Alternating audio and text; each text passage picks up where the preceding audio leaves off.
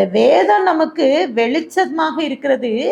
அந்த போதகம் ஆண்டுடைய வார்த்தை போதிக்கிறது நம்மை ஜீவ வழிக்கு கொண்டு செல்கிறது. இந்த வேதத்தை நான் எடுத்து வாசிச்சேன். நான் இன்றைக்கு அநேக நேரங்கள்ல அப்படிப்பட்ட உணர்வு நமக்குள்ள வருகிறது இல்ல. இந்த வேதம் நமக்கு என்ன கற்றுத்தருகிறது என்றால் அறியாமை என்னும் இருள். இந்த வேத புத்தகம் நமக்கு வாழ்க்கைக்கு நல்லதோர் வழிகாட்டியாக இருக்கிறது. ஆண்டவருடைய வார்த்தை ஆண்டவர் நமக்குள்ள கிரியை செய்கிறது. வாழ்க்கையில கர்த்தர் நம்மை சரியான பாதையில செல்லணும்னு கர்த்தர் நினைக்கிறார். வேத வசனம் நம்மை ஆத்தும வளர்ச்சி அடைய செய்கிறது. இஷ்டத்துக்கு விடப்பட்ட பிள்ளைகள் பாருங்க, சில நேரங்களை இஷ்டத்துக்கு விட்டுறாங்க பிள்ளைகளை.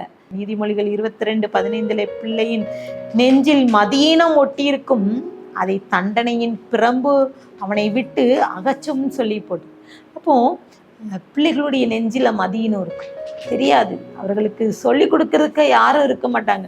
அவர்களுக்கு தெரியாது என்ன சொல்லணும், அந்த நேரத்துல என்ன என்ன என்ன எப்படிப்பட்ட காரியங்களை நான் முடிவெடுக்கணும் என்பதை குறித்து பிள்ளைகள் தெரியாதபடிக்கு இருக்கிறாங்க. அப்போ மதியம் ஓட்டி இருக்கும். ஆனா தண்டனையும் பிரம்பு, தண்டனை கொடுக்கணும் பிள்ளைகளுக்கு, சொல்லி கொடுக்கணும்.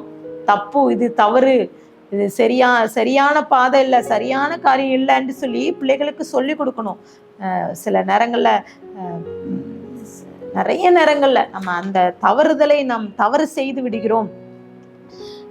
ஒரு நாள், ஒரு சில நாட்களுக்கு முன்பதாக நான் பேருந்து நிலையத்திலே நின்றபோது சிலர் அங்கே பேசி கொண்டிருந்தாங்க. சிலர் இருந்தாங்க. கவனித்து கொண்டு இருக்கும் போது பாருங்க, அதில் ஒரு அம்மா ஒரு குட்டி பொண் அவரை கூட்டிகிட்டு வராங்க. கூடயே தாத்தா பாட்டியும் வராங்க. பாருங்க, அந்த பிள்ளை பாருங்க நிமிஷத்துக்கு நிமிஷம் பேசிக்கொண்டே இருக்கு. நிமிஷத்துக்கு நிமிஷம் அவங்க அம்மாவிட்ட ஏதோ சொல்லிகிட்டே இருக்கு. என்னன்னா, அதை கவனித்து பார்த்தீங்கன்னா பிள்ளை சொல்லுதான், கேள்வி கேட்டு கொண்டே இருக்குது. எப்படின்னா, அவளுக்கு எல்லா ஆன்சர் தெரியுது, ஆனால் ஏதாவது சொல்லிட்டு இருக்கணும். அந்த பிள்ளை இதில் உட்காரலாமா, அது என்ன போகணும், இந்த நம்ம ஊருக்கு எந்த ஊருக்கு போகிறோம், அப்படி போனோம் இப்படி போனோம் சொல்லி கொண்டே இருக்கிறது. பாருங்க, நம்ம ஈஸியாக சொல்லிடுவோம், இப்போ உள்ள பிள்ளைங்க இப்படி தானே இருக்குது, இந்த மாதிரி தான் பிள்ளைங்க இருக்காங்க அப்படின்னு சொல்லி அலட்சியமாக சொல்லி விடுகிறோம். ஆனால் பாருங்க, அந்த நான் அந்த பிள்ளையோடு லைட்டாக பேசும்போது பாருங்க, அந்த பெற்றோர் அந்த பிள்ளைய அடிச்சதே கிடையாது. அவளுக்கு அந்த பிள்ளைக்கு தண்டனை ஒரு அடிங்கிறதே அந்த பிள்ளை தெரியாமல் வளர்ந்த பிள்ளை.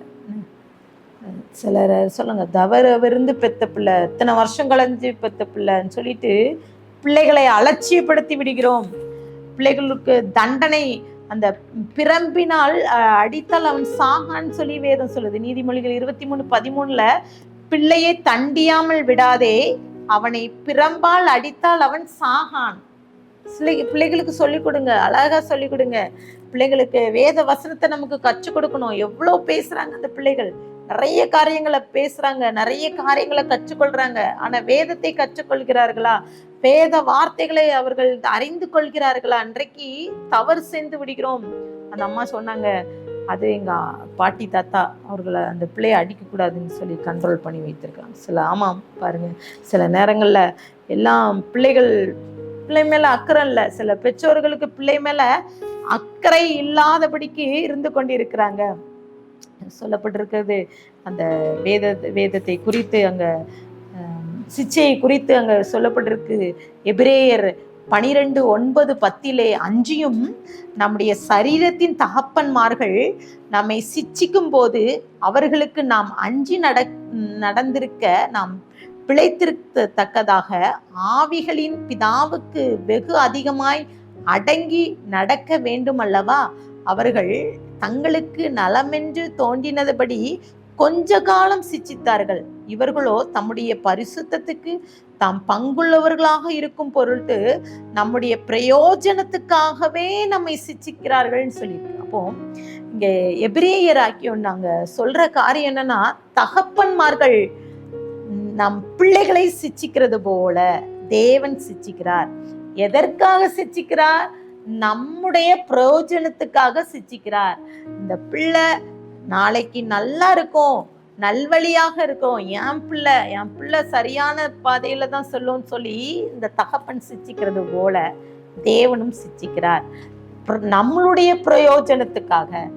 அதே எபிரேயர் 12:11 எந்த சிச்சையும் தற்காலத்தில் சந்தோஷமாய் காணப்படாமல் துக்கமாய் காணும், ஆகிலும் பிற்காலத்தில் அதில் பழகினவர்களுக்கு அது நீதியாகிய சமாதான பலனை தரும் சொல்லி. எந்த சிச்சை நீங்க கேட்டு பாருங்க. ஒரு பிரச்சனை, சிச்சை, ஆண்டவர் தண்டித்துக்கிறாரு, ஏதோ ஒரு காரியம் நம்ம வாழ்க்கையில நடந்துட்டு அந்த நேரம் நம்மளுக்கு எப்படி இருக்கும் பாருங்க. அதை முடியாது, அதை அனுபவிக்க முடியாது, நம்மளால அதை ஃபேஸ் பண்ண முடியாது சில நேரங்கள்ல. ஆனால் அது பார்த்தீங்கன்னா பிற்காலத்திலே அது எப்படி இருக்கணுமா, அது தேவ நீதியாய் சமாதானத்துக்கு பீஸ்ஃபுல்லான ஒரு லைஃப். கரெக்டா எந்த ஒரு பிரச்சனை வந்தாலும் தாங்குகிற இருதயத்தை கர்த்தர் நம்மை அதை உருவாக்குகிறார். அப்படிப்பட்ட அனுபவத்துக்குள்ளாக நம்மை கொண்டு விடுகிறார். ஆண்டுடைய வசனம் இப்படிப்பட்ட காரியங்களை செய்யுமா? ஆண்டுடைய வார்த்தை தேவ வசனத்து மூலம் பேசுவாரா? நிறைய நேரங்கள்ல அப்படி ஒரு சந்தேகம் நமக்குள்ள இருக்குது. நிறைய பேர் நம்மில் அனைவருக்கு அதை யோசிப்பது உண்டு. ஆனால் தேவன் வசனத்தோடு நம்மோடு பேசுகிறார், நிச்சயமா பேசுகிறார். நிறைய நேரங்கள்ல ஒரு சில வருடங்களுக்கு முன்பதாக ஒரு ஒரு ஒரு நேரங்கள்ல எனக்கு சரியான தீர்மானம் எடுக்க முடியல. சில ஜனங்களுடைய வார்த்தைகள் பேசி இதெல்லாம் கேட்டுட்டு மனசோர்ந்து இருக்கும்போது வேத புத்தகத்தை எடுத்து வாசிக்கும் போது கர்த்தர் பேசினார் பாருங்க. ரொம்ப அழகா அவருடைய வார்த்தை உண்மையிலே வல்லமை உள்ளது. அவர் தெளிவாக பேசுகிற தேவன். எசேக்கியேல் புத்தகத்திலே 3ஆம் அதிகாரம் 26-27 நான் உன் நாவை உன்மேல் வாயோடே ஒட்டி கொள்ளும் பண்ணுவேன், நீ அவர்களை கடிந்து கொள்ளுகிற மனுஷனாயிராமல் ஊமையாய் இருப்பாய், அவர்கள் கலக வீட்டார், நான் உன்னோட பேசும்போது உன் வாயை திறப்பேன், அப்பொழுது கர்த்தராகிய ஆண்டவர் இன்னினி நிமித்தம் உரைத்தார் என்று அவர்களோடே சொல்வாய், கேட்கிறவன் கேட்கட்டும், கேளாதவன் கேளாதிருக்கட்டும், அவர்கள் கலக வீட்டார் என்று சொல்லி கர்த்தர் பேசினார் பாருங்க. சில நேரங்கள்ல நம்ம என்ன பேசணும், சில மனிதர்களுடைய வார்த்தைகள் இதெல்லாம் கேட்டு என்ன செய்கிறோம், சோர்ந்துடும், சில வார்த்தைகள் அள்ளி விடுகிறோம். ஆனால் அந்த வேதம் அந்த எசேக்கியேல்ல கர்த்தர் நான் உன்னோட பேசும்போது உன் வாயை திற. என்ன சொல்ல வேண்டும் என்று தெரியல, என்ன முடிவு பண்ணணும்னு தெரியல, அந்த ஜனங்களுக்கு என்ன ரீப்ளே பண்ணணும்னு தெரியல, செய்யாததை செய்ததாக சொல்கின்ற கூட்டம் இன்றைக்கு பாருங்க. அந்த நேரத்துல எந்த முடிவு எடுக்கணும்னு தெரியல. கர்த்தர் பேசுகிற எசேக்கியேல்ல என்னோடு கர்த்தர் பேசினார் பாருங்க. அந்த ஜனங்கள் கலக விட்டார் என்று சொல்லி நிச்சயமா கர்த்தர் வார்த்தை மூலமாக பேசுகிறார். அவர் நம்மோடு பேசுகிற தேவன். அதுல நிறைய சொல்லப்பட்டிருக்கு எசேக்கியேல்ல. அந்த வசனம் நீங்க பாருங்க, ஒவ்வொரு வசனங்களை உட்கொள்ளும் போது ஆவிக்குரிய வாழ்க்கையிலே நாம் பலன் அடைகிறோம். அந்த நாளிலே நான் சோர்ந்து போகிருக்கும் போது கர்த்தர் பேசின எசேக்கியேல் 2ஆம் அதிகாரம் 6, 7, 8 நீ அவர்களுக்கு பயப்பட வேண்டாம், அவர்கள் வார்த்தைகளுக்கு அஞ்ச வேண்டாம், நெருஞ்சில்களுக்குள்ளும் முள்ளுகளுக்குள்ளும் நீ தங்கியிருந்தாலும், நீ தேள்களுக்குள் வாசம் பண்ணினாலும், நீ அவர்கள் வார்த்தைகளுக்கு பயப்படாமலும், நீ அவர்கள் முகத்துக்கு கலங்காமலும் இரு, அவர்கள் கலக வீட்டார்னு சொல்லி ஆண்டவர் வார்த்தை பாருங்க. அவர்களுக்கு பயப்பட வேண்டாம், அவன் வார்த்தைகளுக்கு பயப்பட வேண்டாம்னு சொல்லி இன்றைக்கு இந்த வேதம் நமக்கு கற்று தருகிறது. இன்றைக்கு இந்த வார்த்தை கேட்டுக்கொண்டிருக்கிற நீங்களும் கூட ஏதோ ஒரு பிரச்சனையில இருக்கீங்க. இந்த பிரச்சனைக்கு தீர்வில்லாதபடிக்கு நீங்க எங்கெல்லாமோ போய் மனிதர்களுடைய உதவியை நாடிக்கொண்டிருக்கீங்க. இன்றைக்கு வேதத்தை எடுங்க. வேத வசனம், அந்த வசனத்துக்குள்ளாக போதிக்கிற வார்த்தைகள் இருக்குது. கடிந்து கொள்ளுதல், ஒழுக்கமான வார்த்தைகளுக்கு சரியான பாதையை நமக்கு கற்று தருகிறது. அந்த நாட்கள்ல நான் சோர்ந்து இருக்கும்போது அவர் ஆண்டவர் வசனம் மூலமாக பேசினார். அந்த வசனம் என்னை தேய்ச்சினது பாருங்க. நிச்சயமா இது எப்படிப்பட்ட அனுபவம் என்பதை கர்த்தர் நமக்கு கற்றுத்தருகிறது. சில நேரங்கள்ல நாம் அதை மறந்து விடுகிறோம். நம் பிள்ளைகளுக்கு சொல்வதை மறந்து விடுகிறோம். சிலர் பார்த்தீங்கன்னா பிள்ளைகள்கிட்ட போய் வேதத்தை பெற்றோர்கள் போய் சொல்லுவாங்க, பைபிள் வாசிமா அப்படின்னா, நீங்க வாசிக்கிறீங்களா அப்படின்னு பிள்ளைகள் ரீப்ளே கேட்கும். நீங்க வாசிங்க, அதுக்கப்புறம் நான் வாசிக்கிறேன். அப்படிப்பட்ட அனுபவம் தான் நமக்குள்ள இருக்குதுன்னு நம்ம என்ன செய்வோம், மற்றவர்களை திருத்த நினைப்போம், அவர்களுக்காக ரொம்ப பிரயாசப்படுவோம். என் பிள்ளை ஆண்டவருடைய பிள்ளையா இருக்கணும். மொத்தம் நம்ம வாழ்க்கையில நம்ம பிள்ளைகள் ரோல் மாடலா வைக்கணும். நம்ம வேதம் வாசிக்கிறத நம்ம பிள்ளைகள் பார்க்கணும். அந்த பிள்ளைகள் அதை கற்றுக்கொள்ளணும். வேத வசனம் வாசிக்கிறதுனால என் வாழ்க்கையில இப்படிப்பட்ட காரியம் நடந்ததுன்னு சொல்லணும். அந்த அளவுக்கு கர்த்தர் வேத வசனம் மூலமாக கர்த்தர் நம்மோடு இடைப்படுகிறார். பிள்ளைகளுக்கு சொல்லணும். நீதிமொழிகள் 23:14 நீ பிரம்பினால் அவனை அடிக்கிறதினால் பாதாளத்துக்கு அவன் ஆத்மாவை தப்புவிப்பாயேன்னு சொல்றான். அந்த வசனம் சொல்லுது, பிரம்பினால் அடிக்கிறதுனால. வசனம் சொல்லுது, நம்ம பிள்ளைகளுக்கு சொல்லணும். பிள்ளைகள் பாதாள குழிக்கு செல்றதுக்கு அது தப்பி விலக்கி காத்து கொள்கிறது. சில ஆலயத்துக்கு வர்றதை பார்க்கும்போது சில நேரங்கள்ல நம்ம கோவப்பட்டுருவோம். சில பிள்ளைகள் பேசி கொண்டிருப்பாங்க, சில சலசலப்புகள்லாம் வரும், சில வார்த்தைகள். அப்போ நம்ம பிள்ளைகளை திட்டினா பாருங்க, சிலர் பிள்ளைகளை கண்டித்தா ஒன்றும் சொல்ல மாட்டாங்க. பிள்ளைங்களை எதுனாலும் சொன்னா, இப்போ உள்ள பெற்றோர்கள் பார்த்தீங்கன்னா, என் பிள்ளை எப்படி அடிக்கலாம், எப்படி திட்டலாம், உடனுக்குடன் வரும். உடனே ஒன்று ஃபோன் கால் வரும், இல்லைனா எப்படி என் பிள்ளைய திட்டினா, அவன் ஒன்றுமே செய்யலாம், நானும் பார்த்துட்டு இருந்தேன் அமைதியா அப்படின்னு சொல்லி பெற்றோர்கள் உண்டு. இன்னைக்கு பாருங்க, இன்னைக்கு கடிந்து கொள்றது இல்லை, பிள்ளைகளுக்கு போதிக்கிறது இல்லை. போதக சிச்சை, இன்றைக்கு போதக சிச்சை நம்மை நல்வழிப்படுத்துகிறது, நித்திய வழிக்கு நம்மை கொண்டு செல்கிறது, நம்மை நல்லவர்களாக மாற்றுகிறது. எத்தனை பேர் நான் நல்லவர், நான் நல்ல பிள்ளை, நல்ல ஆண்டவருடைய பிள்ளையா இருக்கிறேன் சொல்லுவோம். சில நேரம் நமக்கு நாமே சொல்லிக்கிடுவோம், மற்றவர்கிட்ட சொல்லுவோம் நான் அவ்வளோ பெர்ஃபெக்டா இருக்கேன்னு சொல்லிக்கிடுவோம். ஆனால் அவர் சிச்சிக்கிறார். ஒரு வசனம், ஒரு சமயம், ஒரு சூழ்நிலையில இருக்கும்போது கர்த்தர் தெளிவான ஒரு வார்த்தையை கொடுக்கிறார் பாருங்க. அந்த இடத்துல ரோமர் 12:19 கர்த்தர் சொல்கிறார், பிரியமானவர்களே, பழிவாங்குதல் எனக்குரியது, நானே பதிச்செய்வேன் என்று கர்த்தர் சொல்கிறார் என்று எழுதியிருக்கிறபடி நீங்கள் பழி வாங்காமல் தேவ கோப்பினைக்கு இடம் கொடுங்கள் என்று சொல்லி அங்க குறிப்பிடும். தேவ கோபாக்கினை பாருங்க, சில நேரங்கள்ல பழி வாங்க நினைக்கிற ஜனங்கள், பழி வாங்கணும், வேதம் வாசிக்கிறோம், ஜெபிக்கிறோம், எல்லாம் செய்யறோம், பழி வாங்கணும்னு நினைக்கிறோம். ஆனால் தேவன் சொல்ற காரியம் என்ன தெரியுமா? அவர் நமக்கு சரியான போதகரா இருக்கிற என்ன சொல்லி கொடுக்கிறாருன்னா, பழி வாங்குதல் எனக்குரியது. அது அவர்கிட்ட நம்ம ஒருவேளை நம்ம நியாயம் செய்யறோம், தவறு நியாயம் செய்து நம்மை குறித்து தப்பான காரியங்களை சொல்றாங்கன்னா அதுக்கு நம்ம போராடணும்னு அவசியமே இல்லை. இன்னும் பாருங்க, இந்த உலக மனிதர்கள் என்ன செய்வாங்க, கர்மா பதில் சொல்லுவாங்க. ஆனால் தேவன் வேதம் என்ன சொல்கிறதுனா, பழி வாங்குதல் எனக்குரியது. கர்த்தர் நமக்காக யுத்தம் செய்வார், அவர் நமக்காக நிற்பார், நியாயம் விசாரிக்கிற தேவன். அதனாலதான் தாவீதுக்கு ஆண்டவர் சொல்றாரு 35ஆம் சங்கீதத்துல, வழக்காளிகளோட வழக்காடும். கர்த்தர் வழக்காடுகிற தேவன், அவர் யுத்தம் செய்தால் யாருமே அங்கே நிற்க முடியாது. அப்படிப்பட்ட தேவன் நம்ம கூட. அப்போ வேதத்தை நாம் வாசிக்கணும், வேத ரகசியம் நமக்கு தெரியணும். சில நேரங்கள்ல அதை நாம் நினைக்கிறது இல்லை, கர்த்தர் நம்மை போதிக்கிறத நாம் அலட்சியம் பண்ணி விடுகிறோம். வேத வசனத்தை நாம் புரிந்து கொள்ள வாசிக்கிறோம், அதை ஒப்பிக்கிறோம், அந்த பிள்ளைகளுக்கு சொல்லி கொடுக்குறோம். ஏதோ பரிசு பாருங்க, சிலர் எழுதுவாங்க நிறைய இடங்கள 24 மணி நேரம் வேதத்தை புரட்டுவாங்க, வசனங்களை கண்டுபிடிப்பாங்க, பரிசு பெற்றுடுவாங்க. ஏதாவது வாழ்க்கையில மாற்றம் வந்திருக்கா? இன்னும் ஒரு மாற்றமும் கிடையாது. அவர்கள் கோபப்படுறது காரியமா இருந்தாலும் சரி, அவர்கள் பொறாம மாதிரி இருக்கா, இல்ல பெருமை மாதிரி இருக்கா? சில நேரங்கள்ல வேத வசனத்தை நிறைய பேர் தியானிக்கிறோம், எழுதி நிறைய கூடுகையில வேத வினா போட்டிக்கு எல்லாம் சொல்லி எல்லாம் பண்றோம், மாற்றம் இல்லைங்க. அந்த இன்றைக்கு கிறிஸ்தவர்களுக்குள்ள எந்த ஒரு மாற்றமும் இல்லை. கர்த்தர் அதை எதிர்பார்க்கிறார், அவர் கண்டிக்கிறார்.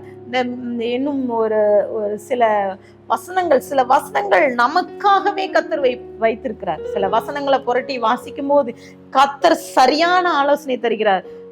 மீகா 7:5 குறிப்பிடப்பட்டிருக்கிறது, சிநேகிதனை விசுவாசிக்க வேண்டாம், வழிகாட்டியை நம்ப வேண்டாம், உன் மடியிலே படுத்துக் கொள்கிறவர்களுக்கு முன்பாக உன் வாயை திறவாமல் எச்சரிக்கையாயிரு.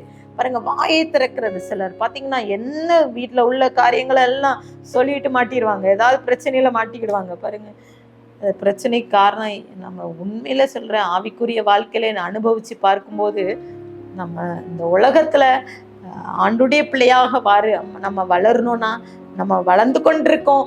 ஆவிக்குரிய வாழ்க்கையில வளர்ச்சி இருந்தா நம்ம என்ன செய்யும்? வாயை திறக்காம அமைதியா இருப்போம். எப்போ நம்ம வாயிலிருந்து வார்த்தைகள் வருதோ, சில அள்ளி விடுவாங்க வார்த்தைகளை, சாப வார்த்தைகளை பேசி விட்டுருவாங்க. கர்த்தர் சொல்றது, நீ வாயை திறக்காம இரு, எச்சரிக்கையா இரு. இன்னைக்கு வேத வசனம் அதான் சொல்லுது. இன்னைக்கு ஆவிக்குரிய முதிர்ச்சி அடைந்து விட்டோம் சொல்லுவாங்க சிலர். பார்த்தீங்கன்னா வேதத்தை 10 முறை வாசிச்சேன், 20 முறை. மாற்றம் இல்லை, ஆவிக்குரிய மாற்றம் இல்லைங்க. நிறைய குடும்பங்கள்ல நிறைய ஆண்டவருடைய பிள்ளைகளுக்கு, ஏன் ஊழியக்காரர்களுக்கு கூட மாற்றங்கள் இல்லை. பாருங்க, வாயை திறக்காம இருன்னு சொல்றாங்க. நிறைய காரியங்கள் வேதம் நமக்கு கற்று தருகிறது, நிறைய காரியங்களை நம்மை போதிக்கிறது, நிறைய காரியங்கள் மூலமாக வேதம் நமக்கு நல்ல காரியங்களை நமக்கு கற்று தருகிறது. ஏசாயா 6ஆம் அதிகாரம் 9:10 அப்பொழுது அவர், நீ போய் இந்த ஜனங்களை நோக்கி, நீ காதார கேட்டும் உணராமலும் கண்ணார கண்டும் அறியாமலும் இருங்கள் என்று சொல்லி, இந்த ஜனங்கள் தங்கள் கண்களினால் காணாமலும் தங்கள் காதுகளினால் கேளாமலும் தங்கள் இருதயத்தினால் உணர்ந்து குணப்படாமல் நான் அவர்களை ஆரோக்கியமாக்காமலும் இருக்க, நீ அவர்கள் இருதயத்தை கொழுந்தாக்கி அவர்கள் காதுகளை மந்தப்படுத்தி அவர்கள் கண்களை மூடி போடுன்னு சொல்ற. ஜனங்கள் கண்ணிருந்து காணாம இருக்கிறாங்க. சில நேரங்கள்ல ஆசீர்வாதத்தை சுதந்திரிக்க முடியல. அதான் வேதம் அங்க கண்ணிருந்தும், இந்த ஜனங்களை எப்படி இருக்க, கண்ணிருந்தும் காணல, அவர்கள் காதிருந்தும் கேளாதபடிக்கு தங்கள் இருதயத்திலே உணர்ந்தும் குணப்படாமல் இருக்காங்க. உணர்வு இருக்குது, ஆண்டவர் அற்புதம் செய்வார். சில நேரங்கள்ல நம்ம சொல்லுவோம், வியாதி, வறுமை, பிரச்சனை, பாடு வரும்போது யோசித்து பாருங்க, அவர் தன்னை நோக்கி கதறிய குருடனை கண்களை திறந்து பார்வையடையும்படி செய்வார். மிராக்கிள் நம்ம வாழ்க்கையில அற்புதம் நடக்கும், அதை நம்பணும். பாருங்க, வேதம் நமக்கு அதை சொல்லி தருகிறது. கண்ணிருந்தும் காணாதபடி இருக்கும். அததான் இன்னைக்கு ஏசாயால அவர் சொல்றாரு, ஆண்டவர் சொல்ற, அந்த நீ போய் ஜனங்களை நோக்கி காதார கேட்டும் உணராமல் கண்ணார கண்டும் அறியாம. காதார கேட்கிறோம், நிறைய வார்த்தைகளை கேட்டுட்டே இருக்கோம்ல, ஆலயத்துக்கு சென்றால் வசனங்களை நிறைய கேட்கிறோம், கண்ணார பார்த்தும் உணர்வு இல்லைங்க. இன்னைக்கு அற்புதங்களை சுதந்திரிக்க முடியல, வேதத்தின் ரகசியங்களை நாம் புரிந்து கொள்ள முடியவில்லை. இன்றைக்கு ஆண்டவர் இன்றைக்கு எதிர்பார்க்கிறார், வேதத்தை வாசிக்கணும். வேத சத்தியம் உங்களை விடுதலையாக்கும். இன்னைக்கு அதான் சத்திய வசனம் பாருங்க, அது 20, 30, 100 பலன் கொடுக்கணும். அது எங்க இருக்கணும்? நம்ம ஹார்ட்டுக்குள்ள, இருதயத்துக்குள்ள அது வந்து வளர்ந்து கனி தருகின்ற வாழ்க்கையா மாறணும். நம்ம எங்கெங்கேயும் போறோம் அல்ல, ஆண்டுடைய வார்த்தை வல்லமை உள்ளதான ஒரு வார்த்தை, அதை அலட்சியம் பண்ணக்கூடாது. இன்னைக்கு நம்ம வாழ்க்கையில கடைசியா எப்பொழுது நம்ம வேதத்தை எடுத்து வாசிச்சு, இந்த வார்த்தையை கேட்டுக்கொண்டு இருக்கிற நீங்க இன்றைக்கு வேதத்தை வாசிச்சீங்களா? கடைசியா நம்ம வேத புத்தகத்தை என்னைக்கு எடுத்து வாசிச்சோம்? அப்படி வாசிக்கும் போது கர்த்தர் உங்களை உணர்த்தின, இல்ல கர்த்தர் ஒழுங்குபடுத்தின சில வசனம் இருக்கும்ல, அதை எழுதி வைங்க. சிலர் எழுதி வைப்போம், நான் அதுல குறிச்சு வைப்போம். சரியான நம்ம சில நேரங்கள் வாக்குத்தத்த வசனத்தை மட்டும்தான் குறிச்சு வைப்போம். கர்த்தர் கடிந்து கொள்ளதை அலட்சியமா எண்ணக்கூடாது. அவர் சரியானதை நமக்கு சொல்லி தருவார். நம்ம ஏற்றுக்கொள்றோமா அந்த வசனங்களை? கர்த்தர் எனக்கு தான் இதை சொன்னாரு, இது வந்து நான் இந்த பிரச்சனைக்கு முடிவு கர்த்தர் எனக்கு கற்று தருனார். வேதத்தை எடுத்து வாசிக்கணும். நிறைய விசுவாசிகள், நிறைய வேத வல்லுநர்கள் பார்த்தீங்கன்னா வேதத்தை வாசிச்சு அநேகர் அற்புதத்தை பெற்றிருக்காங்க. நிறைய நேரங்கள்ல நிறைய பேர் சொல்கின்ற காரியம், வேத வசனம் மூலமாக கர்த்தர் பேசுகிறார். அவர் நம்மை சிட்சிக்கிறார், சீர்படுத்துகிறார், அவர் நம்மை உருவாக்குகிறார், நம்மை இந்த உலக வாழ்க்கைக்கு தகுதிப்படுத்துகிறார், நம்மை பக்குவப்படுத்துகிறார், சரியான பாதையை காட்டுகிறார். இங்க நிறைய வசனங்கள், நிறைய காரியங்கள் சொல்லிக் கொடுக்க வேதம் சொல்லுகிறது. பெற்றோர்களுக்கு கற்றுக் கொடுக்கிறது, பிள்ளைகளுக்கு கற்றுக் கொடுக்கிறது. பெற்றோர்கள், ஆண்டவர் நம்ம பரம தகப்பனவர், அவர் நமக்கு பரம தகப்பனா இருக்கிறார். அவர் சிச்சிக்கிறார். அவருக்கு தெரியும். சிலர் பார்த்தீங்க, சில நேரங்களில் நம்மளே அனுபவிச்சிருப்போம். என்றைக்காவது ஆண்டவர் கண்ட்ரோல் பண்ணியிருக்காரா? நம்ம ஏதாவது ஒரு பிரச்சனை, பாவம், நம்ம ஏதாவது ஒரு ஆண்டவர் விட்டு விலகின நிறைய காரியங்கள் செஞ்சுருப்போம், போயிருப்போம். ஆனால் என்னைக்காவது அவர் போகாத, தடுக்கவே மாட்டார். போய் எங்கே போனாலும் என் மகள் என் கூட்ட தான் வரணும். அவருக்கு தெரியும், நன்றாக தெரியும். ஒருவேளை நம்ம பாதை வேற பாதையில் போயிட்டு வேற ட்ராக் மாதிரி, சிலர் பார்த்தீங்கன்னா, நான் நல்லா ஆண்டவரை ஏற்றுக்கொண்ட புதுசில் நல்லா ஜெபிப்பாங்க, வேதத்தை வாசித்து அந்த அனுபவங்களோடு இருக்கிற பிள்ளைகள், வாலிப பிள்ளைகள் சொல்கிறக்காரு, இப்போல்லாம் நான் வேதத்தை வாசிக்கிறதுக்கு டைமே இல்லை, சில நேரங்களில் வாசிக்கிறதே இல்லைன்னு சொல்லுவேன், ஜெபிக்கிற நேரமே இல்லை, ஜெபிக்க முடியலை. பாருங்க, இன்னைக்கு படிப்புக்கு முக்கியத்துவம், உலக காரியத்துக்கு முக்கியத்துவம் கொடுக்குறோம். பிள்ளைகள் நல்லா படித்தா நல்லா முன்னேறி நல்ல மார்க் எடுத்து நல்ல வேலை கிடைத்து சந்தோஷமாக இருக்கணும்னு நினைக்கும். அதல்ல, அந்த தாவீது சொன்னல, உம்முடைய வேதத்தை நான் எவ்வளவு பிரியும், அது நாள் முழுவதும் பிரியும், விருப்பம், மகிழ்ச்சி எனக்கு தருது, சந்தோஷத்தை தருது, இந்த உலகம் தரக்கூடாத சமாதானத்தை அதை எனக்கு தருகிறதுன்னு சொல்றான். சில நேரங்கள்ல நம்மால் அதை ஏற்றுக்கொள்ளவே முடிகிறது இல்லை, நம்மால் அதை அனுபவிக்க நம்மளால முடியல. வேத வசனங்கள் நிறைய வார்த்தைகள் மூலம், இது ஒரு சின்ன நிறைய கொஞ்சம் வார்த்தைகள் தான் நம்ம எடுத்திருக்கோம், ஆனால் நிறைய சத்தியம் இருக்கு, நிறைய காரியங்கள் இருக்குது. ஆண்டவர் நிறைய காரியங்களை நமக்கு சொல்லி கொடுக்கிறார். எபிரேயர் 12ஆம் அதிகாரம் அங்கே 7ஆம் வசனம் சொல்லுங்க, நீங்கள் சிச்சையை சகிக்கிறவராய் இருந்தால் தேவன் உங்களை உங்கள் புத்திரராக எண்ணி நடத்துகிறார். தகப்பன் சிச்சியாத புத்திரர் உண்டோன்னு சொல்லி அங்க குறிப்பிடுறது, தகப்பன் சிச்சிக்காத புத்திரர். அப்போ சகிக்கிற ஒரு அனுபவம் நமக்கு கத்தர் கொடுக்கிறார். தேவன் நேசிக்கிற புத்திரரை அவர் நம்மை நேசிக்கிறார். நம்மை நேசிக்கிறார்ங்கிறதுக்கு அடையாளம் தண்டனை, சிச்சிக்கிறது, சரியான பாதையை தருவார். அவர் தருகின்ற ஆசீர்வாதம் இந்த உலகம் தர முடியாது, அவ்வளோ ஒரு ஆசீர்வாதம், அவ்வளவு ஒரு மகிமையா இருக்கும். எபிரேயர் 12ஆம் அதிகாரம் 12-13 ஆகையால் நெகிழ்ந்த கைகளையும் தளர்ந்த முழங்கால்களையும் நீங்கள் திரும்ப நிமிர்த்து இருக்கிறது பிசங்கி போகாமல் சொஸ்தமாகும்படிக்கு உங்கள் பாதங்களுக்கு வழிகளை செவ்வைப்படுத்துங்கள் என்று சொல்லி அங்க எபிரேயர்ல சொல்லப்பட்டிருக்குது. அப்போ இன்றைக்கு ஏதோ தவறு பண்ணிட்டோம், ஏதோ நம்ம முடிச்சிட்டோம், ஏதோ வேதத்தை மறந்துட்டோம், வேத காரியங்கள்ல நம்ம சில நேரங்கள்ல நம்ம அதை விட்டுருப்போம். ஆனால் எபிரேயர்ல சொல்லப்பட்டிருக்கு, ஆகையால் நெகிழ்ந்த கைகளாலும் தளர்ந்த முழங்கால் நீங்கள் திரும்ப நிமிர்ந்து. மீண்டுமா கத்தர் எதிர்பார்க்கிறார், மீண்டுமாக நம்மை உயிர்ப்பிக்க நினைக்கிறார் கத்தர். சிச்சை அலட்சியமா நினைக்காதீங்க. சில மனுஷங்க, சில ஜனங்களை பார்க்குறேன் சர்ச்சில், விசுவாசி குடும்பங்கள் பிரச்சனை வந்துட்டு ஜெபிக்க ஆசீர்வாதம் இல்லை, தடைகள், எனக்கு மட்டும் இவ்வளோ போராட்டம். சில மனிதர்கள் ஒரு சகோதரி கிட்ட பேசி கொண்டிருக்கும் போது அவர் சொன்னார், ஏசப்பா அந்த உலகத்திலே இல்லை, இயேசுவே இல்லைன்னு சொல்லி விட்டாங்க. இத்தனைக்கும் அவர்கள் ஆலயத்துக்கு ஒழுங்காக வருகிறவர்கள், விசுவாசிக்கிற ஒரு தாயார்.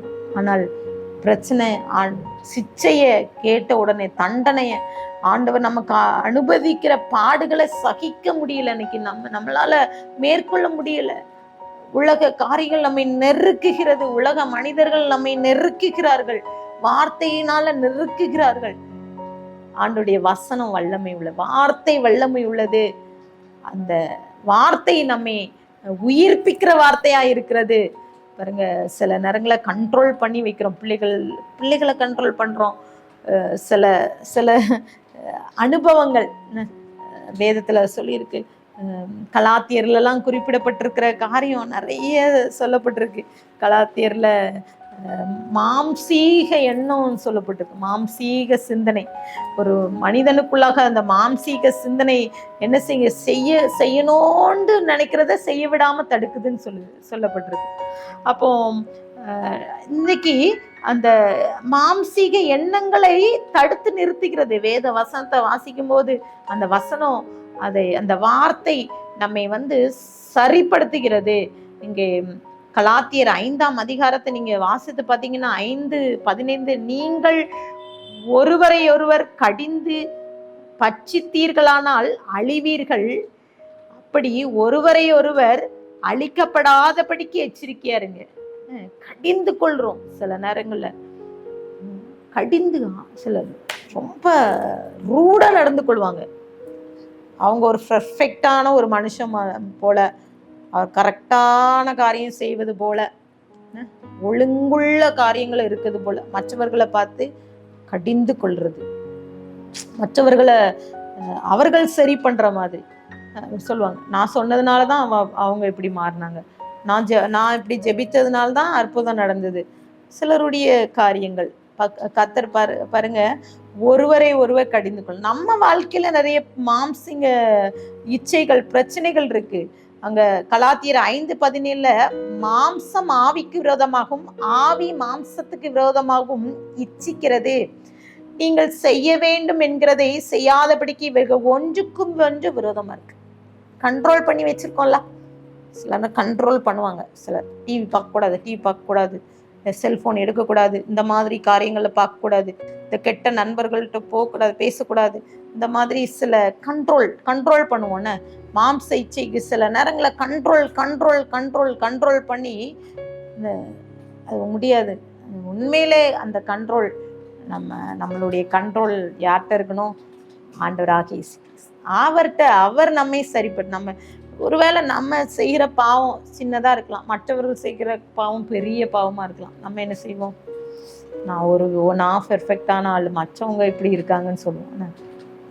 சில நேரங்களில் பாவம் தான், சின்ன பாவமும் பெரிய பாவமும். இப்போ இன்றைக்கு கர்த்தர் நம்மை சீர்படுத்த நினைக்கிறார், நல்வழிப்படுத்த நினைக்கிறார். கர்த்தர் நம்மோடு இடைப்பட வேண்டும் நினைக்கிறார். பிரச்சனை வந்தவுடனே மாறுகின்ற ஜனங்கள், சிலர் பிரச்சனை வந்து ஆலயத்துக்கு போக மாட்டாங்க, அவங்க ஸ்டெப் எடுப்பாங்க, ஆலயத்துக்கு வர்றது இல்லை, வேதத்தை வாசிக்கிறது இல்லை, ஜெபிக்க மாட்டோம் இருப்பாங்க. நாங்கள் ஒரு வீடுக்கு சந்திக்க செல்லும் போது சகோதரி நிறைய பாடுகள், அவங்கள தப்ப சொல்லலை, சரீரத்துல பலவீனம். அப்போ அம்மா எதற்காக ஜெபிக்கணுமா? எதுக்குனாலும் ஜெபிச்சுக்கிடுங்க. என்னது என் வாழ்க்கையில இனி என்ன எல்லாம் நடந்து முடிச்சுட்டு இனி என்னதுதான் நடக்க போகுது? அலட்சியமான ஜனங்கள் பாருங்க. சிலர் பிரச்சனையே எதிர்கொள்ள முடியாதபடிக்கு அவங்க என்ன செய்வாங்கன்னா, ஆலயத்துக்கு போக மாட்டாங்க, வேதத்தை எடுக்க மாட்டாங்க. சில மனுஷங்க இருக்காங்க, அவங்க ஆலயத்துக்கு போவாங்க, ஆனா என்ன செய்வாங்க? போகணும், மற்றவங்க ஏதாவது சொல்லுவாங்கன்னு போவாங்க, இல்லைன்னா ஜெபிப்பாங்க. கேள்விக்கு மேல கேள்வி கேட்கிற கூட்டங்கள் இன்றைக்கு அநேக நேரங்கள்ல அப்படிதான். சில நேரங்கள்ல ஆலய காரியங்கள்ல, ஜெப ஜீவியத்துல, அதற்கு முற்படுகிற நாம் வேதத்தை வாசிக்கிறதுல எவ்வளவு வேணும் நம்ம இருக்கிறோம், காத்திருக்கிறோம். அந்த சமூகத்துல ஆண்டுடைய வார்த்தைக்கு நம்ம காத்திருக்கணும். அதான் இன்றைக்கு கற்று கொண்ட காரியம் என்ன? நீதிமொழிகள் 6:23 கட்டளை விளக்கு வேதமே வெளிச்சம், போதக சிச்சையே ஜீவன். கர்த்தர் நம்மை போதிக்கிறார், நல்வழிப்படுத்துகிறார், மெய்யறிவை தருகிறார். அவர் நம்மை வந்து சீர்படுத்துகிறார், சரிப்படுத்துகிறார். வேத வசனத்தை நாம் உட்கொள்ளும் போது அந்த வசனமே சரியான பாதை, வெளிச்சத்தின் பாதை நடத்துகிறது. அதை நம்மை ஜீவ வழிக்கு, பரலோக பாதைக்கு கொண்டு. கண்களை மூடி ஜெபிக்கலாம். அன்பின் பரலோக தகப்பனே, ஸ்தோத்திரிக்கிற எங்களோடு பேசியிருக்கீங்க இன்றைக்கு சப்பா. இந்த நாளிலே சப்பா, போதக சிச்சை போதிக்கிற காரியங்கள், வேத வசனம் எங்களுக்கு போதிக்கிறது, அந்த வார்த்தைகளை எங்களை உயிர்ப்பிக்கிறது, சரியான பாதையை காட்டுகிறதுங்கிற நிச்சயத்தை எங்களுக்கு தாங்க வந்திருக்கு. இந்த நாளிலே இந்த வார்த்தையை கேட்டுக்கொண்டிருக்கிற ஒவ்வொரு பேர் மேலும் உடைய கிருபை, அளவில்லாத அன்பை பொழிய பண்ணுங்க சப்பா. ஒருவேளை பிரச்சனையோடு இந்த வார்த்தையை கேட்கலாம், பாடுகளை சகிக்க முடியாதபடிக்கு பொறுமை இழந்து போய் இந்த வார்த்தையை கேட்கலாம். இந்த வேதம் எங்களுக்கு சரியான நல்வழிப்படுத்திக்கிற காரியமா இருக்கட்டும் சப்பா. நாங்கள் வேதத்தை வாசிக்க, ஜெபிக்க, நமக்கு கீழ்ப்படி, நமக்கு சாட்சியா ஜீவிக்க கிருபை தான். துதிகன மகிமை மக்கு ஏறடிக்கிறோம் மீட்பர் மூலம் கேட்கிற பிதாவே, ஆமென்.